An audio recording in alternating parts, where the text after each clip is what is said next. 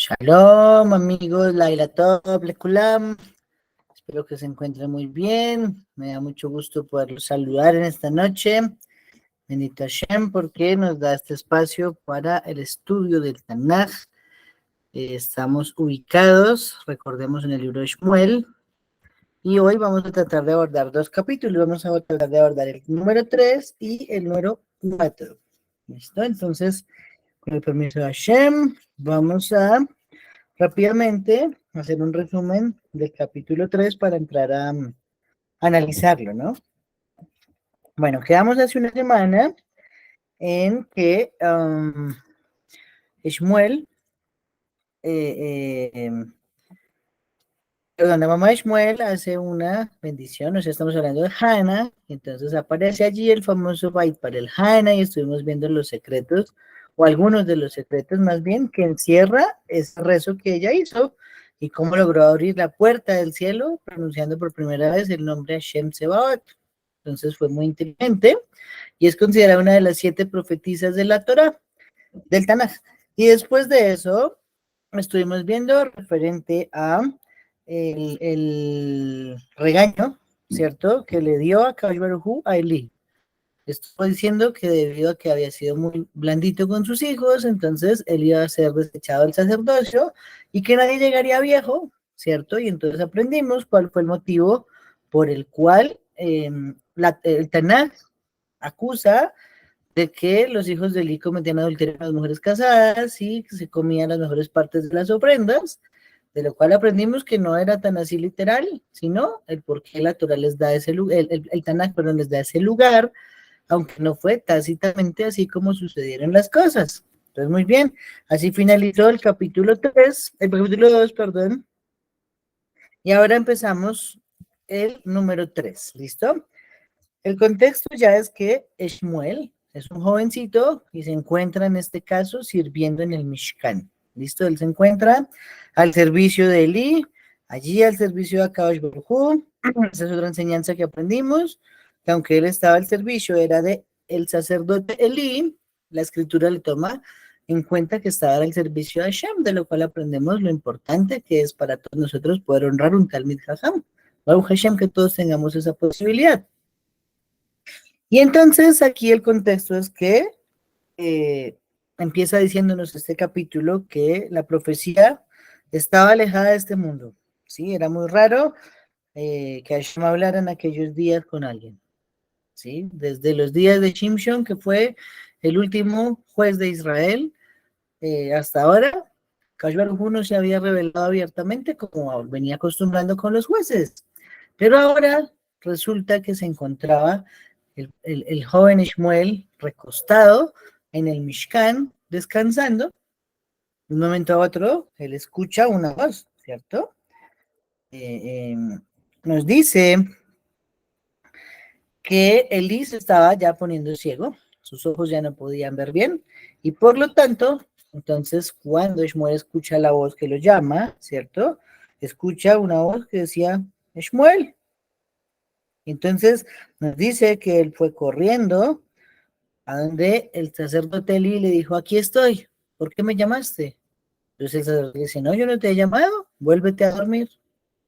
Ah, ok, pero entonces una segunda vez, acá Hu llama a Shmuel, ¿cierto?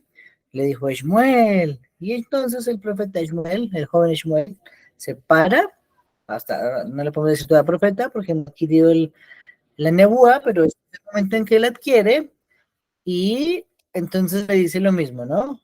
Le dice Shmuel, y él vuelve y corre a donde Eli y le dice, cuénteme, por favor, Eli, ¿en qué le puedo servir? Le dijo, no, yo no lo llamé, vaya, acuéstese. Cuando sucede la tercera vez esta situación, entonces nos va a decir el Tanaj que el sacerdote Eli entendió todo. Entonces dijo, no, aquí lo que está sucediendo es que el mismo Hashem está llamando a Shmuel y quiere hablar con él. Entonces le dice, cuando vuelvas a escuchar la voz que te llama, responde, habla a Hashem porque tu siervo escucha. Y entonces de esa forma, nuevamente se recuesta cada uno en su lugar y aparece una vez más el llamado de Hashem. Cuando ya le llama a Shmuel, entonces Shmuel responde habla que tu siervo escucha. Sí, hay un detalle muy importante, ahorita lo vamos a analizar. Y entonces viene y las palabras que le da Kadosh Baruj Hu, ¿cierto? Es que viene a traer cosas terribles en Israel, ¿cierto? Y que no solamente Israel va a pagar las consecuencias de la molestia que tiene en ese momento a Kadosh Baruj Hu, sino también específicamente Eli y sus hijos, la casa de Eli. Está reconfirmando lo que acabó diciéndonos el capítulo anterior, en el cual Hashem decreta que nadie envejecería en la casa de Eli. Ah, ok. Entonces, luego de que él termine de recibir esa visión, Shmuel nuevamente se duerme y a continuación al otro día, entonces el día empieza a presionarlo y le conjura, ¿no? Le dice, ¿qué te dijo Hashem? No me ocultes nada, porque así como él ha decretado, te haga a ti también, si no me cuentas todo lo que él te dijo. Y entonces Shmuel le cuenta todo y Eli dice, él es Hashem, lo que sea bueno en sus ojos, él lo hará. ¿Ok? Y entonces en ese caso nos dice, cierra el capítulo 3 diciéndonos que Shmuel continuó creciendo y Hashem mismo resultó estar con él y no quiso caer en la tierra ninguna de todas sus palabras. Y todo Israel, nos dice así, todo Israel, desde Dan hasta Beersheba, llegó a darse cuenta de que Shmuel era una persona acreditada para el puesto de profeta de Hashem. Y Hashem procedió a aparecerse de nuevo en Shiloh, porque Hashem se reveló a Shmuel en Shiloh por la palabra de Hashem. Entonces ese es el resumen más o menos del capítulo 3. Vamos a analizar algunos detalles que de pronto desde la literalidad no notamos o que de pronto están allí y simplemente nos hace falta profundizar en ellos. Muy bien. Entonces, lo primero,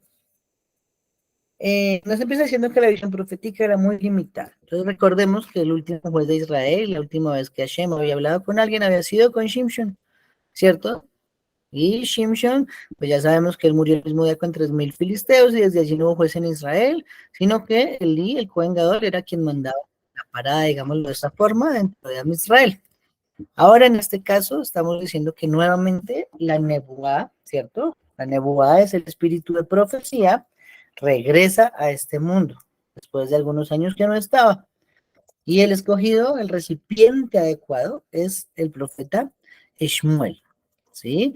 Precisamente, yo les dije, ¿no? Que en los salmos, un segundo se los leo, el Salmo 99, que es uno de los introductorios a Shabbat, nos menciona lo siguiente en el versículo 6. Dice, Moshe y Aarón estuvieron entre sus Kohanim y Shmuel estuvo entre los que invocaban su nombre.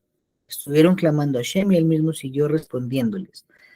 El único en todo el Tanaj que llega a ser considerado como a la par de Moshe y Aarón, pues es Shmuel. Entonces estamos diciendo que era un recipiente tan kasher para la divinidad, para la nebúa, para la profecía, que se igualó ni más ni menos que a nuestro maestro Moshe y a su hermano Aarón. Sí, eso es para destacar. Y era hasta ahora, pues, un muchacho, ¿no? Era hasta ahora más o menos de edad de Bar Mitzvah. Ok, entonces, eso en primer lugar, ¿no? ¿Dónde descansaba él? Entonces, recordemos que Shmuel era un leví, era descendiente de Coras. Entonces, él podía dormir en el patio de los Levíim, cerca del Arona Kodesh, pero quien dormía propiamente cerquita, ahí pegadito al Arona Kodesh, era Elí. Ah, entonces aprendemos algo muy importante, ¿no? Cuando Hashem hablaba, el único que lo podía escuchar era Shmuel, porque la profecía se saltaba por él y llegaba al receptor adecuado, que era Shmuel. ¿Listo? Por eso podemos aprender un versículo de Coelet. El rey Shlomo escribió, ¿cierto? En Coelet 1.5. Sale el sol, se pone el sol, ¿cierto? Y la Gemara nos cuenta en Masechet Kiddushin, página 72b, que esto lo que quiere significar es que cuando un sadik se va de este mundo, Hashem ya designó otro sadik en su lugar. ¿Sí? ¿Esto qué significa? Esto significa que antes de que Eli se despida, que es lo que nos va a hablar el próximo capítulo, ya nos está contando aquí el Tanaj que el elegido para continuar con ese derrotero es el profeta Shmuel, ¿cierto? Muy bien. Y tenemos varios ejemplos en el Tanaj y en los Jajamim. Entonces, por ejemplo, Antes de que falleciera Moshe, nuestro maestro, ya estaba listo Yehoshua, ¿sí? Oh, ok, así está escrito en la Torá. Luego, antes de que falleciera Yehoshua, ya se encontraba el primer juez de Israel, Otoniel. Ah, ok. También aquí vemos que antes de que fallezca Elí, ya estaba listo Shmuel. Otro ejemplo, antes de que falleciera David, ya estaba Shlomo. Y dentro de las mujeres, por ejemplo, en la Torá, al final de la parashá, Vaera, ¿sí? La parashá Vayera, perdón, Vayera, antes de que fallezca Sara y Menú, entonces ya nos aparece, ¿quién nos aparece? Nos aparece Rivka. Entonces de allí aprendemos. Este mundo, cuando el rey Shlomo escribió, sale el sol y se pone el sol, quiere decir que antes de que el sol se ponga, antes de que se muera un sadik, ya hay otro que está brillando en su lugar. Eso mismo ya en el contexto de la Gemara lo aprendemos en la transmisión de la Torah oral a través de los Jajamim. Pues, por ejemplo, Rabbi Akiva, antes de que él falleciera, ya apareció Rabbi Yehuda Nasi. Antes de que falleciera Rabbi Yehuda Nasi, ya apareció Rabbi Ada Bar Ahava. Antes de que falleciera Rabbi Ada Bar Ahava, apareció Rabbi Abiyah. Y antes de que falleciera Rabbi Abiyah, apareció Rabbi Abba Yoshia. Entonces, siempre eso es muy importante. No se apaga una luz sin que ya otra encendida. Vamos a darle la palabra a Julia. Sigue. Shalom con todos. Yo te quería hacer una pregunta sobre el llamado que Hashem le hacía a Esmuel. Este llamado, ¿cómo era? ¿Lo llamaba por su nombre o si era lo llamaba fuerte? Porque así como estabas leyendo o lo estabas explicando, él salía de su aposento a buscar a Elí porque pensaba que era Elí el que lo llamaba. Entonces, mi otra pregunta es, ¿cómo sabía Elí que Hashem le estaba llamando a Esmuel? ¿Cómo no le dijo que de pronto será tu imaginación o es algún sueño? O sea, ¿cómo él estaba seguro de eso? De que era Hashem el que lo llamaba y por qué le dijo que le contestara que aquí estoy. Gracias. Bueno, muy bien. Buena pregunta. Entonces, en primer lugar, algo que estuvimos aprendiendo una vez en la introducción a la Kabbalah es referente a la profecía, ¿sí? Eso era muy, muy, muy complicado, porque a veces el profeta tenía una visión, a veces era un sueño, a veces era una voz, ¿cierto? Entonces los sabios, por ejemplo, enseñan que la profecía se compara a un vaso de cristal, ¿cierto? Entonces el vaso de cristal, se le echa agua, uno puede estar viendo un paisaje precioso, pero se pone el vaso, y tengo un vaso, se pone el vaso en el ojo y se ve todo distorsionado. Entonces él lo que alcanza a distinguir es lo que él puede decir que vio. En el caso de la profecía así funciona. Hay profecías que son tan difíciles de entender que los sabios no han podido descifrarlas, ¿sí? Y pues no pudieron hace 2000 años que estaba la sabiduría mayor del mundo, pues un poquito más difícil que se puede hoy en día, ¿no? Pero la profecía se presenta de muchas maneras, ¿sí?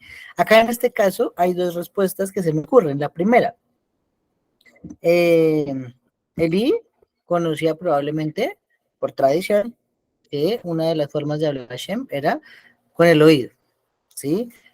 Por ejemplo, ¿cómo funcionaba con Moshe? Moshe era distinto, pero cuando la Torah nos dice que hablaban boca a boca Hashem con Moshe, era porque la misma boca de Moshe era usada por Hashem para ser de interlocutor. Entonces, ¿cómo así? Sí, entonces eso significa que, como la película El Señor de los Anillos, ahí aparece Gollum, Smigol. Entonces él habla y él mismo se responde. Entonces Moshe hacía una pregunta de la Torá y de un momento a otro se desconectaba, no sé, por decirlo de una forma, el alma de Moshe y era la divinidad que poseía la boca del mismo Moshe y él hablaba y se respondía a sí mismo. Por eso la Torá dice panim be panim, de, de boca a boca hablaba Hashem con Moshe, ¿cierto? Entonces aquí en este caso, una de las maneras que yo puedo explicarlo es que él conocía ese método y ahora que apareció Shmuel, que era un recipiente igual de kasher, a Moshe y Aarón, entonces el oído iba a ser determinante. La segunda que se me ocurre es que no había nadie más en el Mishkan. Entonces, por deducción, Eli decía, bueno, estamos en el Mishkan, Shmuel y yo, ¿cierto? Nadie más va a dormir acá. Y él está diciendo que lo llaman, pues no tiene que ser otro sino Akash Baruch. ¿Sí? Entonces, por eso se llegó a la conclusión, pero ahí hay un detalle muy bonito en lo que tú acabas de preguntar. ¿Por qué?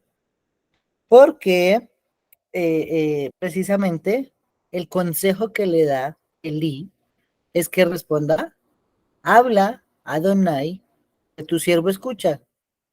Pero si nos damos cuenta, así no lo dijo Shmuel, porque nos dice que en el versículo 10 dice que vino Shem y tomó su posición y llamó como las otras veces, Shmuel, Shmuel, a lo cual Shmuel respondió, habla porque tu siervo está escuchando. Él no mencionó el nombre de Hashem. Entonces podríamos decir de cierto modo, para tratar de cerrar esta explicación de tu pregunta, que si bien, ¿cierto? Eli también fue un hombre de Hashem y un Cohen Gadol, mostraba mucho más respeto a Shmuel por la figura de Hashem, porque ni siquiera se atrevió a pronunciar su nombre para decir, aquí estoy, háblame.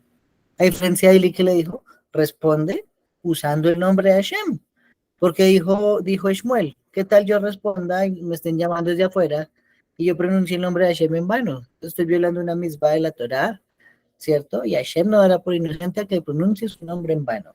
Entonces, aunque Eli lo dedujo bien, lo aconsejó en teoría bien, Shmuel lo llevó mucho más allá y se abstuvo de pronunciar el nombre de Akash Baruch. ¿Listo? Muy buena pregunta. Este es el estudio que nos gusta, muchachos, de preguntas, de participación, así se hace mucho más amenas estas charlas. Muy bien. Entonces, claro, ahí tenemos a Shmuel dormidito, perdón, a Eli dormidito, a Shmuel preguntándole y a él le está diciendo, ¿no? Entonces aquí lo que está pasando es que es Hashem el que te está hablando y entonces ahora pues vino la revelación de todo lo que le mostró eh, eh, Shmuel, todo lo que le mostró a Kadosh Baruj Hu, ¿cierto? Eh, otro ejemplo que se me ocurre en capítulo 10 de Daniel, se nos cuenta que él estaba rodeado de muchas personas. Y en ese momento, aunque él estaba rodeado de muchas personas, vino la visión profética que él escribió en ese capítulo 10 y nadie más la pudo ver, ¿sí? Eso significa que solo el que tenía el canal adecuado le llegó allá la frecuencia. Eso es como los radios de los vigilantes, ¿cierto? Un vigilante, entonces, digamos que está en un circuito con más vigilantes. Entonces él dice, no, que en la entrada 2 tenemos una novedad. Entonces, listo, todos saben que en la entrada 2 hay que estar más atentos, hay que enviar refuerzos, en fin. Pero si este muchacho va y corre, ¿cierto? Va y corre la frecuencia del canal del radio y lo mueve y empieza a decir, hey, que se están metiendo los ladrones por la puerta 2. Entonces, nadie le va a poner cuidado. Salvo que alguien también haya movido la frecuencia al canal 2 y es el único que le pudo percibir el mensaje. Entonces, así pasaba en la Nebuá. Daniel en ese caso, en el contexto del capítulo 10, estaba en la mitad de todo el mundo y de un momento a otro el hombre se fue, su mente se voló porque llegó la profecía de un momento a otro sin aviso previo. Y eso depende siempre del tipo de receptor capaz de hacerlo. Hoy en día pues no tenemos eso. Recuerden que hoy en día no hay profecía. Entonces hoy voy a poner a alguien que les diga que recibe profecía porque es un mentiroso y un estafador, seguramente. Muy bien. Bueno, otra manera de explicarlo. Miren, que es que Hashem escoge el receptor. Las plagas, ¿sí? Las plagas en Misraim, sabemos que en medio de todos los Misraim estaba Goshen, ahí estaba nuestra tierra, ahí estaban nuestros padres, pero ellos nunca las plagas los tocaban, porque no iban destinadas a ellos, como no eran los destinatarios de esa frecuencia de comunicación, de esa manera Hashem de juzgar al mundo, o en este caso a Misraim, entonces Israel vivía como si nada pasara, ellos tenían agua, ellos no tuvieron sapos, ellos no tuvieron pez en las vacas, no tuvieron muerte de los primogénitos porque no era ellos el destino de esa misión en el mundo. Entonces, por eso podemos explicar cómo es que Eli no percibe y Shmuel sí percibe. ¿Listo? Muy bien. Entonces, dentro de las palabras que le revela Kadosh Baruj Hu a Shmuel, le dice aquí que van a pasar cosas en Israel, ¿cierto? Y esto se refiere a lo que vamos a estudiar en el próximo capítulo, ahorita en unos minutos, que es la captura del Aron HaKodesh. ¿Sí? Vamos a leer ahorita referente a que los Pelishtim en la guerra la secuestraron y se la llevaron. Entonces les está diciendo que va a pasar algo terrible. Claro que sí, el objeto más sagrado de nuestra nación fue secuestrado. Y muy interesante, vean que yo no sé por qué estas cosas son así, ¿no? Pero en vista de que mañana, si mañana miércoles se estrena Indiana Jones, una película nueva en cines, entonces nos pusimos a ver ayer la número uno, y precisamente la número uno de Indiana Jones hace, no sé, 40 años tal vez, era Los Cazadores del Arca Perdida, y ahí salió el Aron HaKodesh, y muy buena la historia, porque tiene muy parecido con lo que estudiaremos hoy una parte, y dentro de 8 días otra parte, ¿sí? Pues si no la han visto, la alcanzan a ver para dentro de 8 días una explicación muy buena que haremos sobre lo que pasó con el Aron HaKodesh en tierra de los filisteos. Muy bien.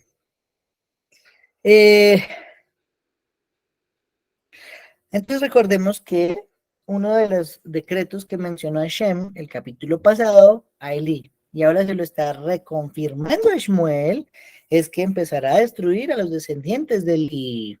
Y entonces recordemos que esto sucedió con el decreto de muerte que acaeció sobre la descendencia del linaje de Elí, en el cual nadie podía pasar de 18 años, ¿sí? O sea, el más viejo durante muchos años fallecía de 18 años. Era una maldición que puso Hashem.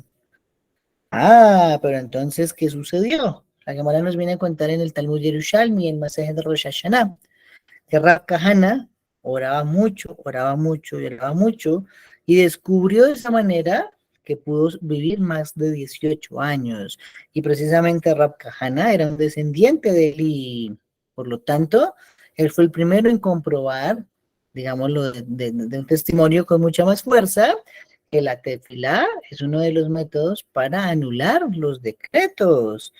Entonces, claro, él ya vivió más de los 18 años, pero también Abaye y Raba, ¿cierto? Que descendían de Elí, encontraron los otros dos métodos.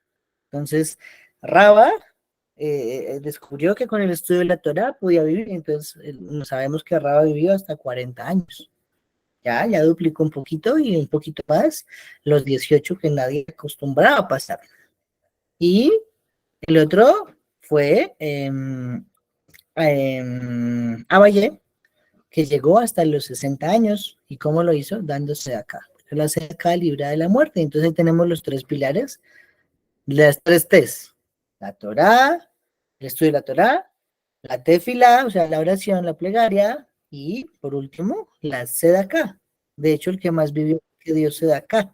Pero cuando uno hace acá, es equivalente a las otras, porque es difícil, ¿no? O sea, digamos que el Yetzer Hara, cada uno nos dice, ¿para qué va a darse acá? ¿Eso para qué va a dar aportes? ¿Eso para qué va a dar caridad en la calle? No la de. Nuestro mismo instinto al mal nos dice eso. Pero cuando uno da, eso tiene mucho más efecto, y por eso es que el que más vivió fue Abayé, de los descendientes de Elí, que pasó hasta los 60 años, y ya entre ellos tres anularon los decretos ya por generación. Vamos ahora a darle la palabra a Julia. Sigue. Israel, una preguntita de esos tres descendientes que estabas hablando de Leaf, que fueron los que más vivieron. Bueno, del último mencionaste que vivió 60 años. ¿Por qué vivió tan poquito tiempo? Es que me parece tan poquito porque en esa época creo que llegaban a los 120, ¿verdad? No sé si estoy equivocada. Bueno, no tan 120 porque ya estamos en este caso en el contexto de la Gemara. Entonces, en los tiempos de la Gemara, digamos que ya venía a ser como la misma de los Teilim, 70 años viven los fuertes, los justos, y 80 los más robustos. Entonces, por ahí está 80 más o menos. Pero digamos, lo significativo no es, digamos, que haya vivido 60 años, sino que pasó el, el decreto, ¿sí? Es decir, que si el límite era 18, ahora llegaron a 40, a 60, entonces se sobrepasó. Te tenía otra preguntita de lo que estás hablando del tema de la caridad. Bueno, yo leí una fuente que hablaba de la Sedaka, creo, y sí, creo que sí, de la SEDAC, que hablaba acerca de las bendiciones. Explicaba que si yo hago caridad, si le doy una moneda a una persona que necesita, que está necesitado, Hashem me va a regalar 6 bendiciones. Pero si yo le doy una bendición o le doy unas palabras a la persona que está necesitada, Hashem me va a dar 11 bendiciones si hago caridad. Entonces, no sé. Bueno, precisamente caridad no podemos definirla solo en temas monetarios, pero cuando es monetario, eso tiene un efecto superior porque a la persona que la da le costó un esfuerzo poder generar un ingreso y de ese ingreso separar una parte para dar a la caridad. Entonces eso tiene un valor agregado muy importante. Pero otra manera de darse de acá es enseñar Torah. Algunos sabios dicen, ¿cuál es la mayor acá que puedes hacer? Enseñar la Torah. Entonces, digamos, si uno le enseña a otra persona, eso también es darse de acá. Sí, es justo que si yo conozco la Torah, la pueda transmitir a otra persona. Y otros sabios dicen, no, la mayor acá viene a ser enterrar a un muerto.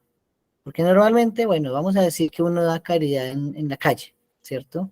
Uno espera que no le digan gracias. Pues, ¿para qué nos decimos mentiras? Todos lo esperamos. Y si uno enseña Torah, seguramente la persona a la que uno le enseña le va a dar las gracias. Pero cuando uno entierra a un muerto, ¿quién le va a dar las gracias? El muerto ya no va a agradecer. Entonces, la mayor caridad sería aquella que no le van a devolver a uno. En este caso, enterrar a un muerto. Estoy de acuerdo con esa última afirmación. Pero, sin embargo, todas son válidas. Simplemente es resaltar que hay niveles, pero el que tiene un poquito más de valor agregado viene a ser cuando hay dinero de por medio, porque involucra que mi esfuerzo, que gracias a Hashem lo tuve para hacer dinero, ahora lo estoy también dando a otra persona que lo necesita. ¿Listo? Muy bien, vamos a continuar. Muy bien, entonces Eli le dice a nuestro joven Shmuel que si no le cuenta todo lo que le dijo a Kadosh Baruj Hu, entonces que lo mismo le pase a él, ¿cierto? O sea, a Shmuel, y hasta más. Entonces, pues claro, con esa presión efectivamente tuvo que ceder Shmuel y termina contándole y le revela abiertamente todo lo que Hashem le reveló, te lo cuenta. Ok, entonces aprendemos de todas formas algo muy interesante. Señala Rashi y señala la Gemara de Masejet Makot, página 11a, que aunque no debió haber sido maldecido Shmuel porque él le contó todo a Elí como Elí le pidió, sin embargo, sobre Shmuel vinieron las maldiciones que pronunció, en este caso, Elí, ¿cierto? Elí le dijo, ¿qué le dijeron? Y si no me cuenta, que le pase lo mismo a usted. Ah, entonces, ¿qué le dijeron a Shmuel? Que Elí iba a morir y sus hijos iban a morir. Y precisamente sobre Shmuel, aunque sus hijos no fallecieron, sus hijos tampoco fueron destacados, no fueron hijos dignos de tremendo papá. Entonces al final sí vino una maldición similar, que no tuvo hijos de su misma estatura espiritual, sino muy, muy, muy, muy, muy inferior. ¿Sí? Y también aprendemos que la maldición de un sabio, incluso así sería condicionalmente, porque estaba condicionado a que Shmuel contara, de todas formas termina cumpliéndose.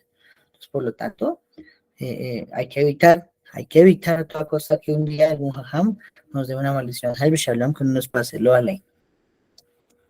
Muy bien, algo que hay que destacar es también el nivel de aceptación de Eli, ¿cierto? Porque le dicen, hombre, usted se va a morir y se van a morir sus hijos, ¿cierto? Y entonces, ¿qué dice él? Él no se pone bravo, no dice que injusto, yo no me merezco esto, sino dice, versículo 18, es Hashem lo que sea bueno a sus ojos, que lo haga.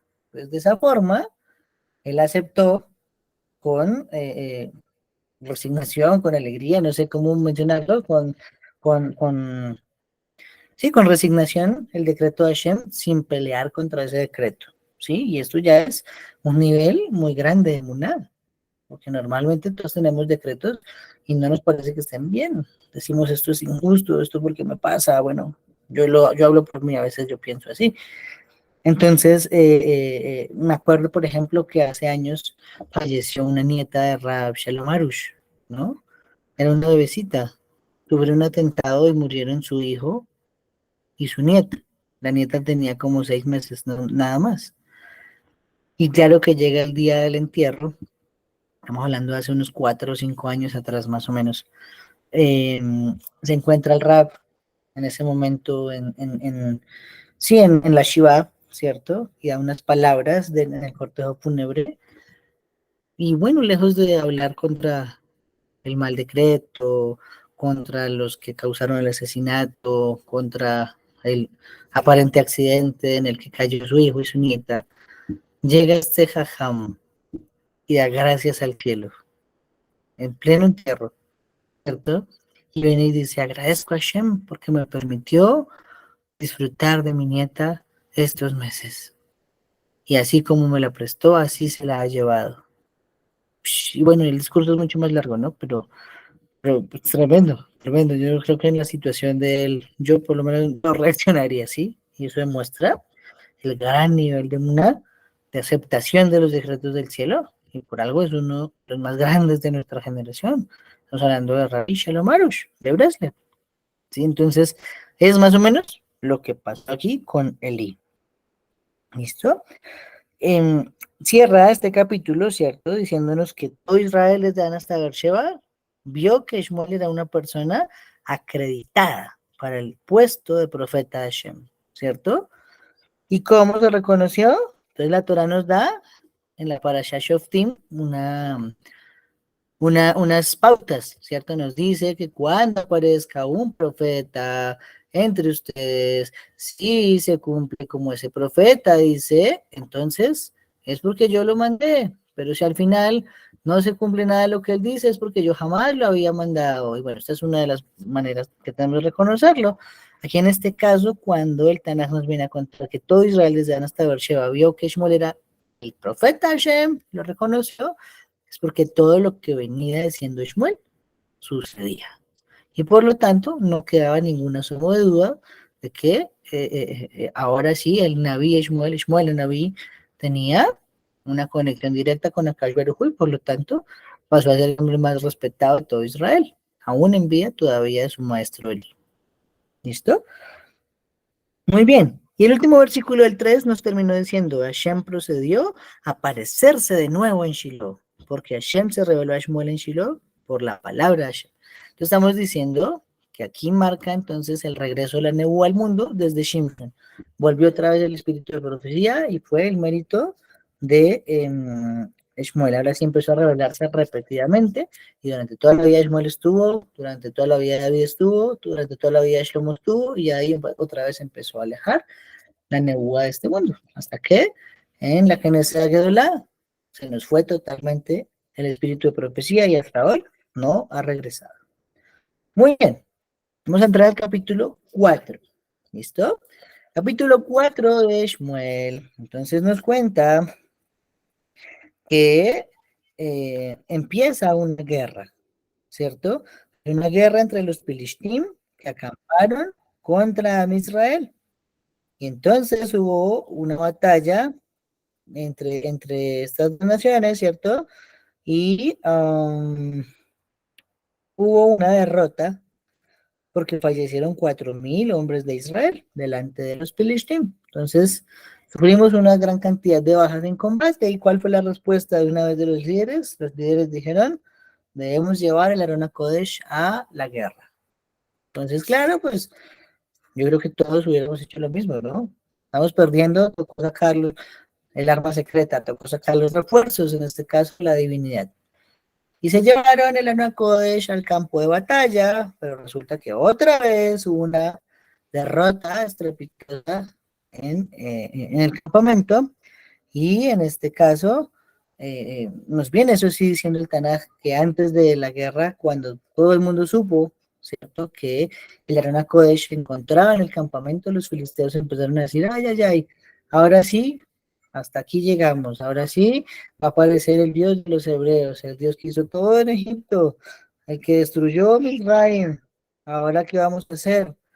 Sin embargo, se fortalecieron, pelearon contra Israel, lo derrotaron, y el arca fue secuestrada.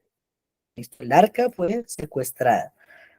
Y en este caso, Ese mismo día murieron los dos hijos de Eli. Hofni y Pinhas murieron en la batalla, ¿cierto? Ellos iban precisamente con el Aarón a Kodesh, porque ellos eran hijos del Cohen Gadol, de Eli.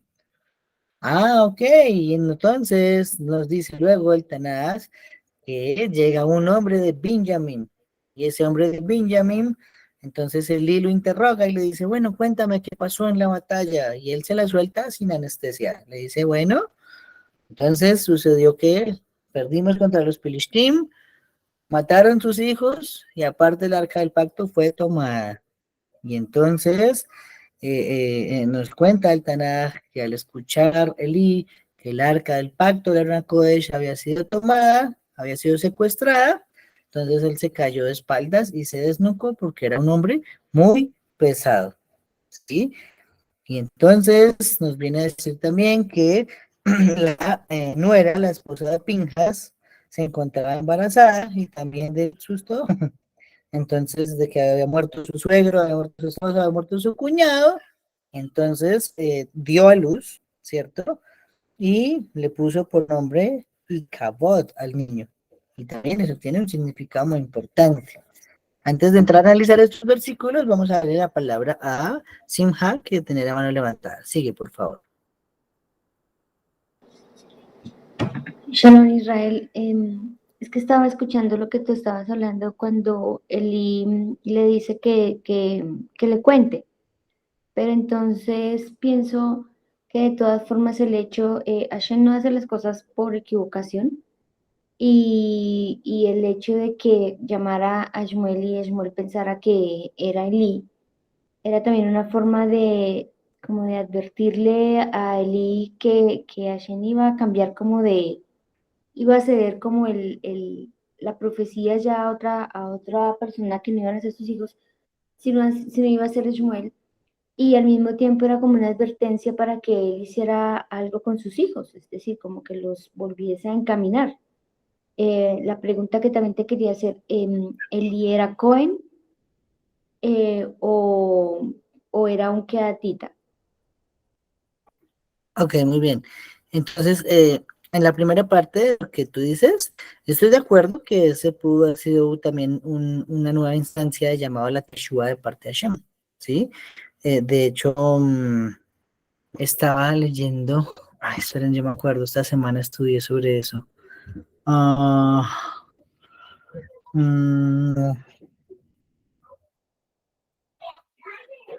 sé, los que viendo, estudié esta semana en el Midrash referente a que Akash Baruj permitió por un momento la Teshuvah a alguien y no la aceptó, o mejor dicho, la aplazó. Ustedes quedó viendo, ok. Entonces, bueno, cerrando la idea, digo, sí, estoy de acuerdo. No solamente fue un ultimátum a Eli, sino también un último jaloncito de orejas para que llamara la atención a sus hijos. Y por otro lado, en lo que tú preguntas, si Eli descendía de Aarón directamente. Vamos a ver, de hecho, quién era Eli en un momento. Ese es uno de los puntos a analizar en este capítulo. ¿Sí? ¿Quién era Eli? ¿Qué alma era Eli? Una reencarnación. Y era Cohen Gadol, efectivamente. Entonces, esa es la respuesta. En cambio, Shmuel era un Leví, no era un Cohen. Eli descendía era de Korah. En cambio, Eli descendía, perdón, Shmuel descendía de Korah y Eli descendía de Aarón. ¿Vas a hacer otra pregunta? Sí, entonces obviamente, los hijos de Eli vendrían siendo como lo que era Aarón y Eleazar. Aarón era el sumo sacerdote y Eleazar era el que vigilaba que digamos que los coatitas hicieran la labor con respecto a todos los utensilios del lugar, del lugar santo, ¿sí? Era como Sí, el sí, jefe de correcto. los... La jerarquización funcionaba del mismo modo en cada generación. Y de hecho, el último que vivió una vida larga de los hijos de Eli fue el Cohen que siguió, digamos, dos cargos enseguida. El siguiente fue Ahimelech, el siguiente Cohen Agadol, que era un nieto de, era de los hijos de Hofni o de Pinchas, no recuerdo de cuál. Y luego de él siguió su hijo, que ya fue el Cohen Gadol en días de David, Abiatar. Pero entonces ambos descendían de Eli. Y el último que vivió largos años, que había nacido, pues fue Abiatar. Después de Abiatar, todos empezaron a vivir los 18 años que mencionamos según la Gemara. Pues sí, Ah, efectivamente. Cíclico. entonces ahora sí ya entiendo por qué Shmuel es mencionado junto con Aarón y Moshe, porque pues primero todos eran levitas, ¿cierto? Aarón era Cohen, pero Shmuel también era un levita con un nivel de profecía como el de Moshe, porque él debería estar encargado entonces de las partes más sacras del templo, pero se le dio fue nivel de profecía casi como para estar como a la altura del Cohen. Claro que sí, eso es muy importante. Y eso es lo bonito, digamos, que tenían los líderes como Moshe y Aarón, que a pesar de que eran hermanos y Aarón era mayor, Aarón no se sentía celoso de Moshe, que era superior en profecía, ni Moshe se sentía celoso de Aarón, que era mayor en esplendor, porque tenía las prendas del Cohen. Entonces, en eso radica la unidad de nosotros como Am Israel, ¿sí? No hay que sentir envidia uno del otro. Al contrario, toca alegrarnos de que al otro le vaya bien. Esa es una invitación mía. Si al otro le va bien, el triunfo que sea, para una persona un triunfo puede ser, no sé, comprar 1.000 pesos de pan. Bueno, alegrémonos porque no es algo que se acostumbre, entonces está feliz, seamos felices con él. Si podemos ayudarlo a ser más feliz, ayudémoslo a ser más feliz. Esa es Que mi seamos filosofía de millonarios, vida. por ejemplo. Por ejemplo, sí, felicitaciones más alta. Yo quería que era millonario. Muy bien. Bueno, muchachos, entonces, capítulo 4. Vamos a analizar ahora sí un poquito estas líneas que ya estuvimos resumiendo. ¿Listo? Aquí viene entonces la primera pregunta. La primera pregunta es... No, todavía no voy a hacer esa pregunta, lo voy a hacer un poquito más adelante. Primero que todo, el versículo 5 del capítulo 4 nos dice que los Pelishtim oyeron los gritos. ¿Sí? Entonces imaginémonos, ¿no? ¿Cuál sería ese dolor, ese sufrimiento que causó que se nos robaran el Arona Kodesh, ¿cierto? Que sucedió, perdón, que nos derrotaran en la batalla, que el país vecino escuchó todo el llanto que se hizo, ¿sí? Imaginémonos, no sé, aquí en la geografía nacional, estamos en Bogotá y seguro que si gritamos, difícilmente nos oyen en Tocancipá, que está a media hora de acá de esta ciudad, ¿cierto? Entonces, pero ahora imaginémonos que cruza fronteras la herida de batalla en Israel y se escucha en otro lado, ¿sí? Esta es una pequeña reflexión a cuando tocamos el shofar en Rosh Hashanah y en Yom Kippur, ¿sí? Sí, el otro pueblo nos escuchó y se perturbó de escucharnos llorar. ¿Cómo no vamos a intentar tocar el shofar con todas nuestras fuerzas? ¿Cómo no vamos a cantar la Selihot con ganas durante ese mes de Lul, durante los días entre Rosh Hashanah y Yom Kippur, para que el rey nos envíe la geula? ¿Sí? Yo creo que nos falta un poquito subir más la voz en nuestras tefilot, especialmente en esos 40 días. ¿Sí? Después estudiaremos sobre esos 40 días, pero un tremendo portal para que Hashem me envíe la geula. No lo hemos logrado, pero ¿por qué no cada vez intentarlo con mayor empeño? Entonces este año tratemos de hacer la Silhot y todo el servicio de Rosh Hashanah y de Yom Kippur con mucha más fuerza, con mucha más dedicación. Muy bien. El Arona Kodesh tenía fama, ¿no? Dice que los Filistín apenas supieron que el arca estaba en el campo de batalla, sintieron miedo. Y entonces ya tenían la fama de todo lo que había pasado desde lo que sucedió con el cruce del río Jordán, ¿cierto? Recordemos que en su momento cuando estudiamos Yoshua, sabemos que el río, la parte de que fluía se secó y la parte que venía de arriba hizo una columna gigantesca que la vieron todas las naciones que nadan. Y les llamó tanto la atención ver una columna hacia arriba de agua que subía y subía y subía, que al final se enteraron que era la Arona Kodesh. Entonces imaginemos que ese artefacto llegó a enfrentarlos en batalla. Esto causó un pánico impresionante en los Pelishtim, pero también se fortalecieron de tal forma que no se abstuvieron de atacar a Israel aún así, ¿no? Ahora bien, llega un benjaminita, nos dice, ¿no? Un benjaminita, dice el versículo 12, un hombre de Benjamín. Llega y va corriendo y Elí lo intercepta y le dice, bueno, cuénteme qué fue lo que pasó en el campo de batalla. Y él se lo soltó todo sin anestesia, ¿listo? Entonces, bueno, hemos estudiado que para entender la Torá, Rabbi Ishmael nos contó que existen 13 reglas de interpretación, ¿sí? Una de ellas se llama una Gesera Shabbat. Yo insisto mucho en esa frase, hay 13 más, pero a mí me gusta mucho esa expresión, una Gesera Shabbat. ¿Qué es Gesera Shabbat? Una similitud de términos, similitud de expresiones. Quiere decir que si en algún lado de la Torah dice casa, y en otro versículo de la Torah, en otro libro más adelante dice casa, de alguna forma esos dos versículos están interconectados, simplemente que no hemos descubierto cuál es la conexión que los une. Entonces, si acá nos está diciendo un benjaminita, ¿cierto? Tenemos que remitirnos a la próxima ocasión en que el Tanaj nos va a mencionar un hombre de Benjamín. En este caso nos va a mencionar a un hombre de Benjamín que se convierte en el rey de Israel a continuación, y es Shaul ben Kish. Entonces estamos diciendo que ese mensajero, la identidad de ese mensajero que viene corriendo y se la suelta sin anestesia a Elí, era ni más ni menos el que sería el rey Shaul. En ese momento venía de la batalla, era uno más de los soldados de la guerra, ¿cierto? ¿Y por qué venía corriendo?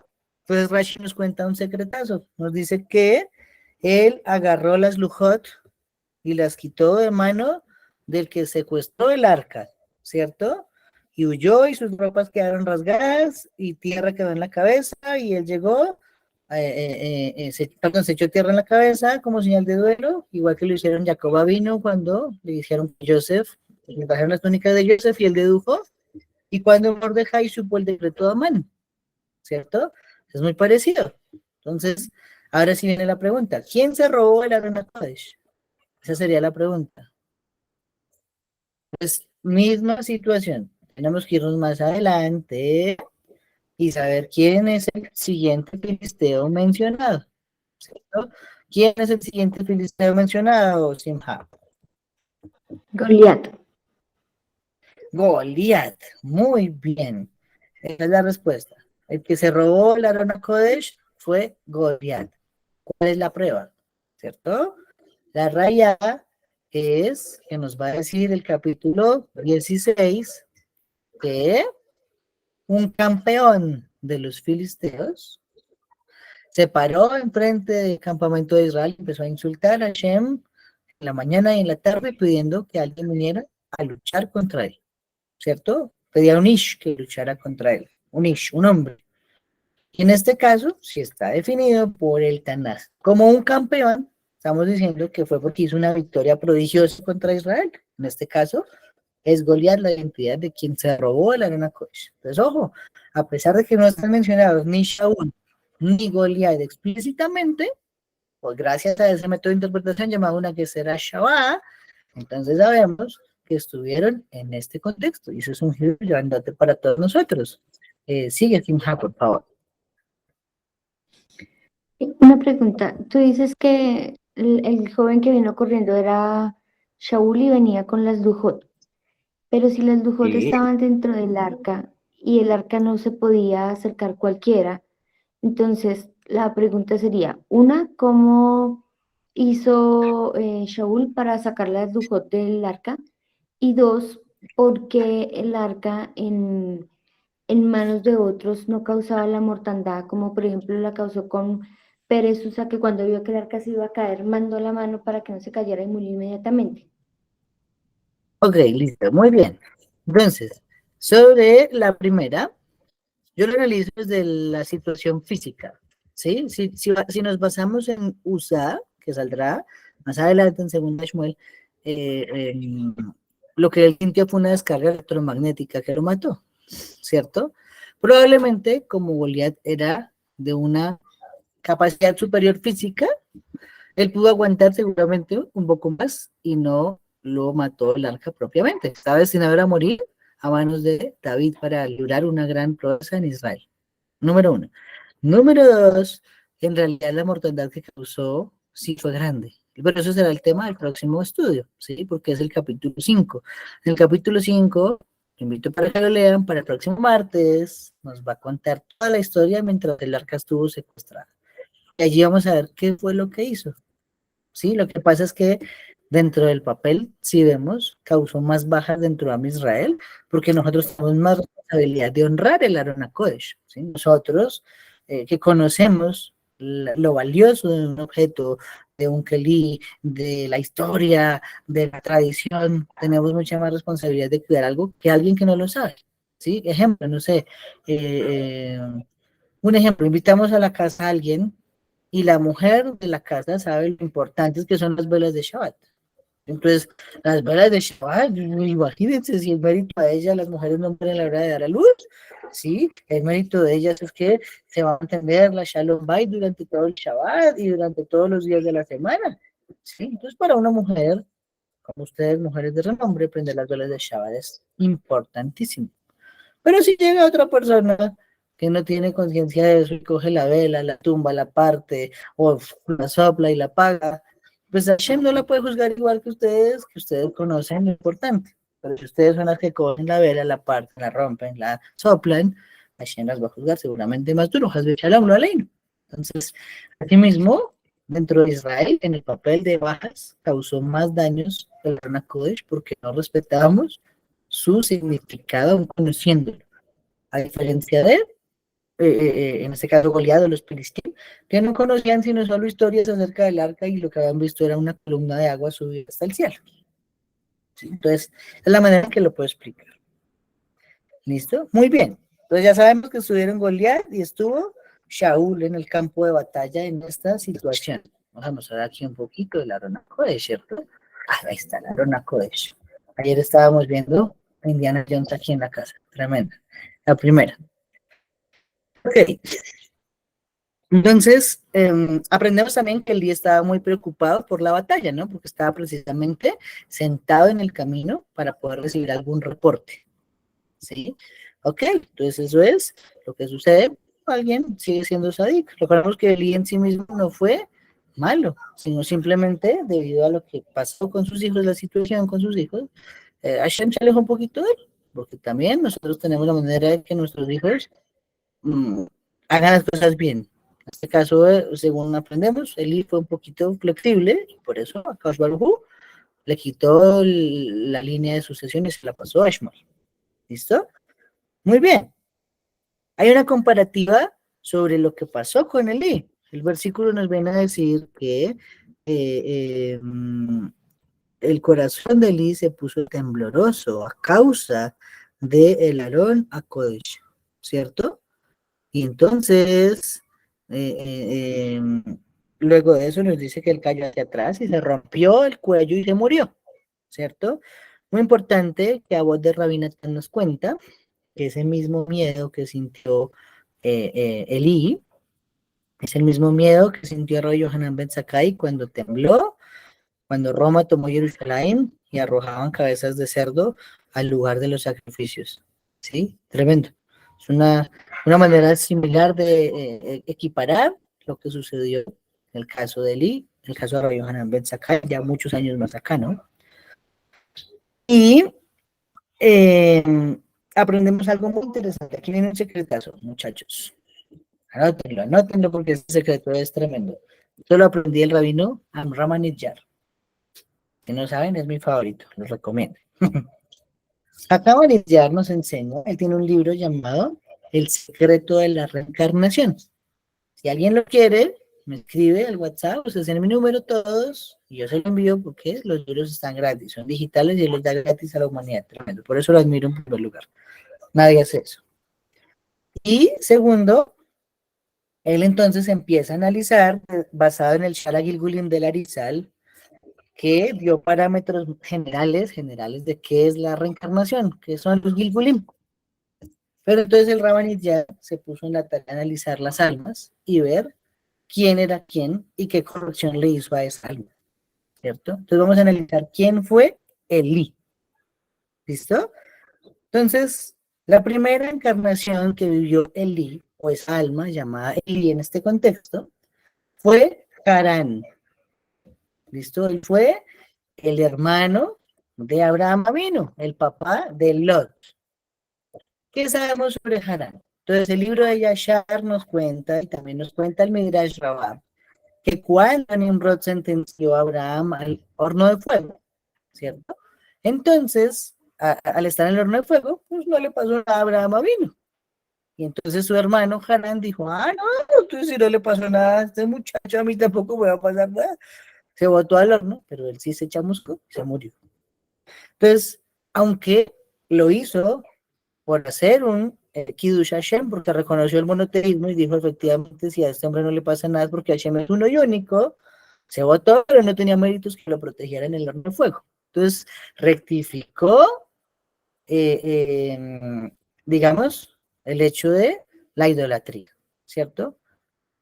A continuación, esa alma nace en el alma de un grande, de un gigante, de alguien impresionante, Aarón a Cohen. ¿Cómo lo sabemos? Por cómo suenan los nombres. Harán suena muy parecido a Aarón. Entonces, la deducción que se hace de los nombres es que Harán es Aarón y ahora reencarnó ni más ni menos que como el Cohen Gadol.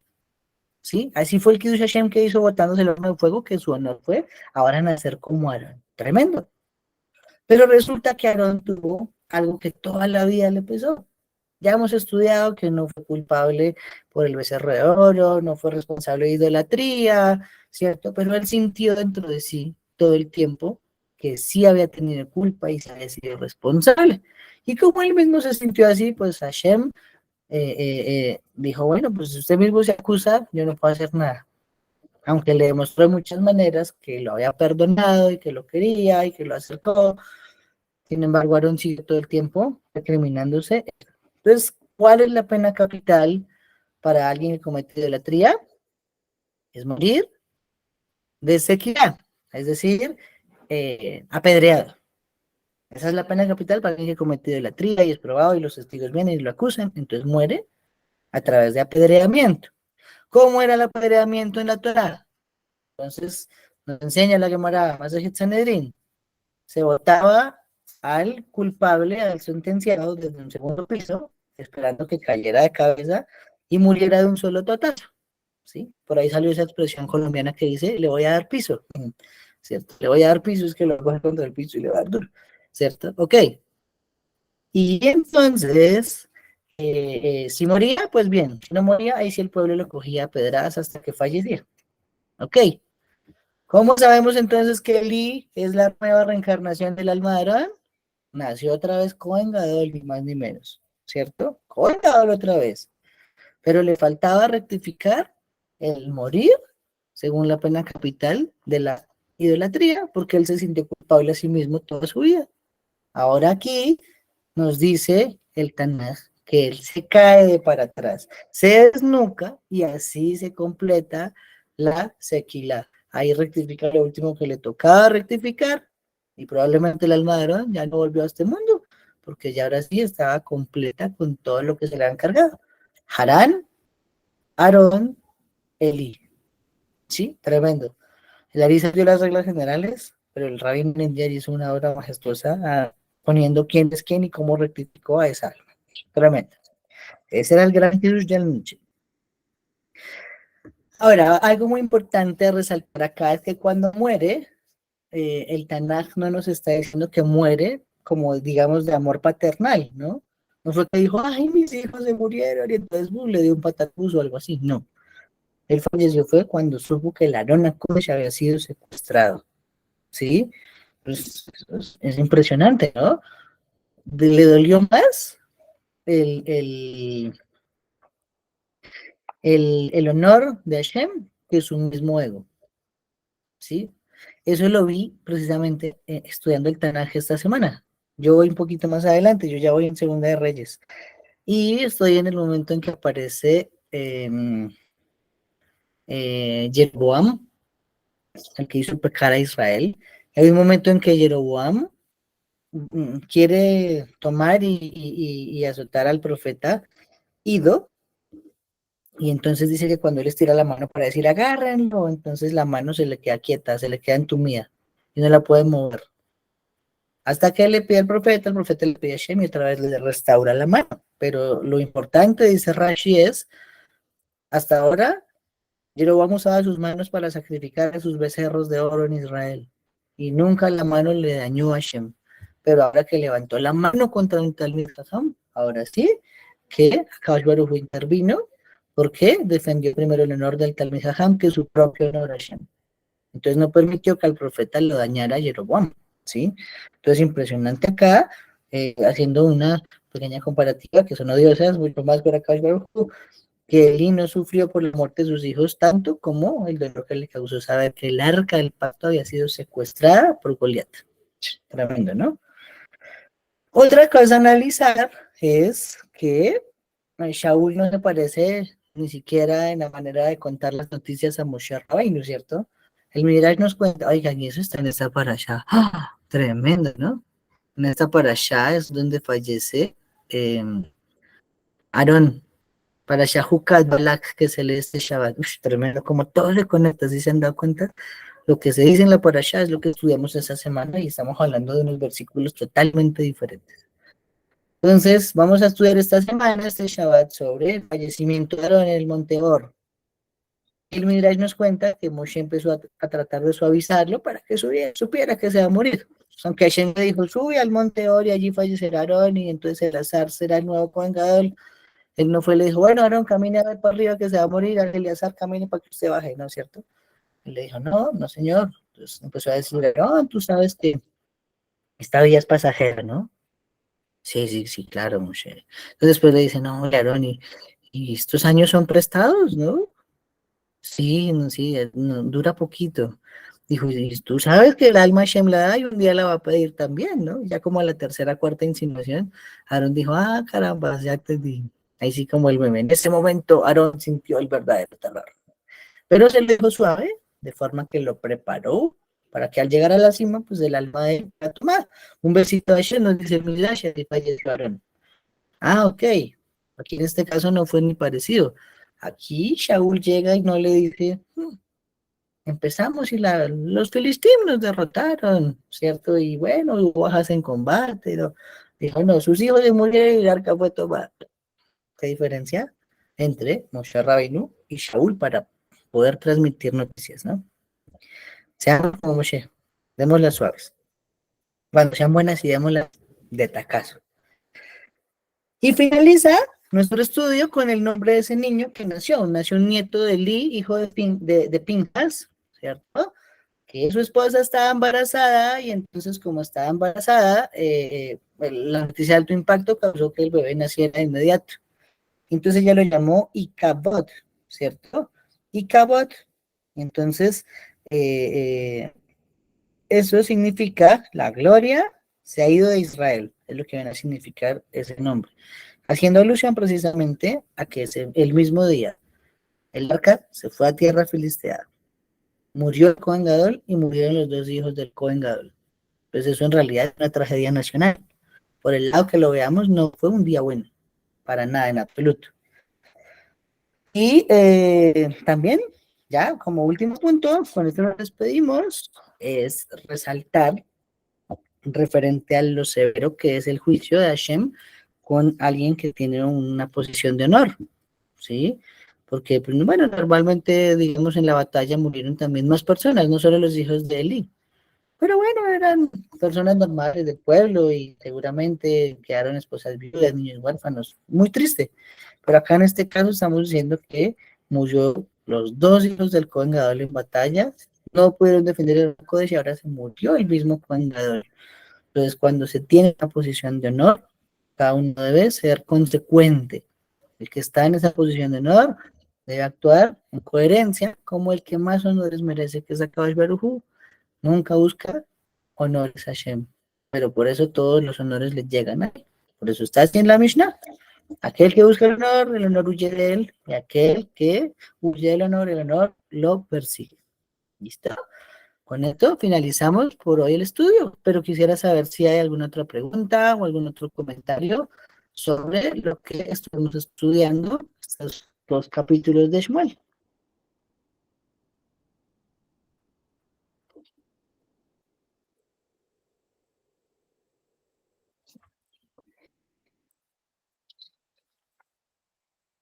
Bueno, creo que no. Entonces, mis amigos, para dentro de una semana, tarea, leer capítulos 5, 6 y 7 de 5, 6 y 7 de Shmuel, y esos son los que vamos a estar analizando. Ojo, si pueden ver que esta semana Indiana Jones y los Cazadores del Arca, miren, es una película de hace 40 años, pero tremendo, nos va a servir como material didáctico para el estudio que viene dentro de una semana. ¿Listo? De mi parte, Laila Tov, mañana nos vemos 8 p.m., vamos a estudiar Bezrat Hashem sobre Jacob y Labán. A poner esto más duro cada vez. Un abrazo, mis amigos. Laila Tov Leculam. Laila, todo muy amable. Hola a todos. A todos. Todo